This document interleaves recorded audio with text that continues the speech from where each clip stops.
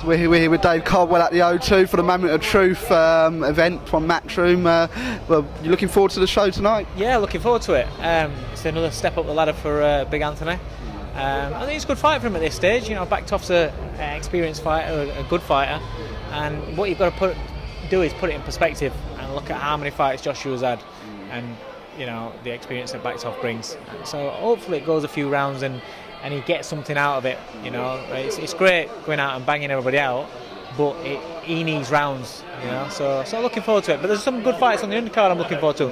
Selby's is a good fight. You know, Boylan and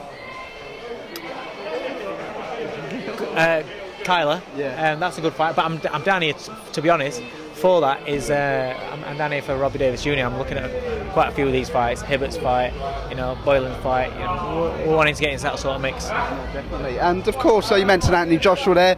His next fight after this is against Michael Sprott on the show with Bellew Cleverly. Yeah, that's a good step up again for him. You know, Sprott has been here, done that. He's fought everybody and he's sparred everybody as well. Yeah. So he'll have a few tricks, I expect. Obviously, again, it's all about timing, and Sprott is not the man that he was before. But then again, you know, these are learning fights for Big Josh. When he gets through these learning fights, and as the league took off him, so to speak, then we'll see. You know, then we'll see just how good he is. Yeah, definitely. And let's go to that 22nd November. You're of course in the Bellew camp. What was that like on that day? Where I had two press conferences, one in Liverpool, one in Cardiff. It was really, really hectic, you know. But it needs doing. It's part of the game, you know. But it was a little bit different. Liverpool, then Cardiff, and then me to get back home. I went Sheffield to Liverpool, Liverpool to Cardiff, Cardiff to Liverpool, and then back home. I go home about 20 to 4 in the morning.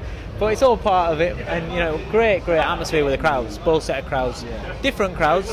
Liverpool was a great turnout and quite respectful, really. Yeah. Cardiff was funny because that was like pantomime, so that was brilliant. You know, it was, you know, booing Tony and really giving him what for. But you know, it's all part of the game. We enjoyed it. Yeah, definitely. And how have preparations been going? Not long till fight night now. How have preparations with Tony been going? Fantastic.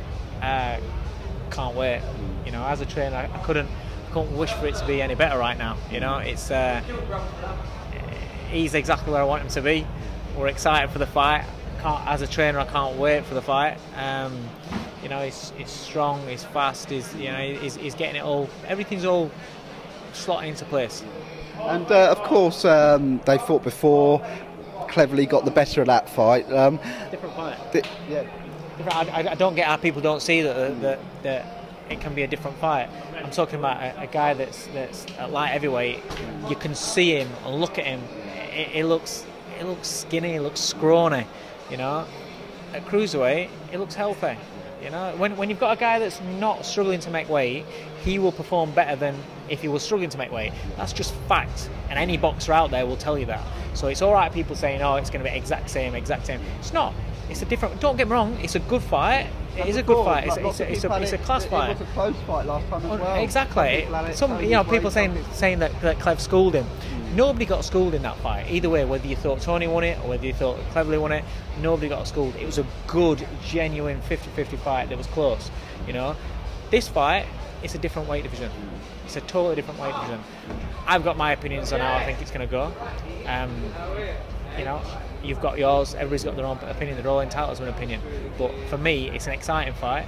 You know, that's why it sold out in 48 hours. You know, it sold out at box office in 48 hours. It's a fight that everyone wants to see, and it's a fight that's going to deliver because you've got two guys in there that want to let hands go and don't like each other. So it's going to be fireworks. It's not going to be any cages stuff or anything like that. You've got bombs that are going to go off. I just have to believe that my man's bombs are going to detonate and win the fight. And what is your prediction? Do you think it'll go the distance, or do you think? No, I think it'll be a knockout.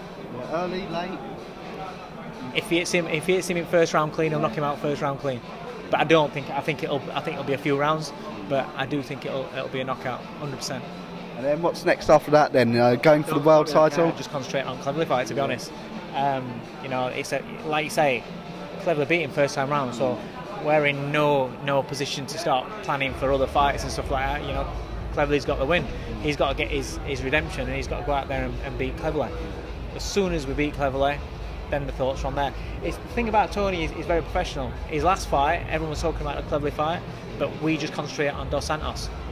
Got that one out of the way. The second that one's out of the way, you saw his reaction. His mind straight away onto Cleverly. So, right now all we're bothered about is Nathan Cleverly. Well, best of luck with the rest of the preparations, and best of luck on fight night as well. Cheers, mate. Appreciate that. Thank you so much, Dave.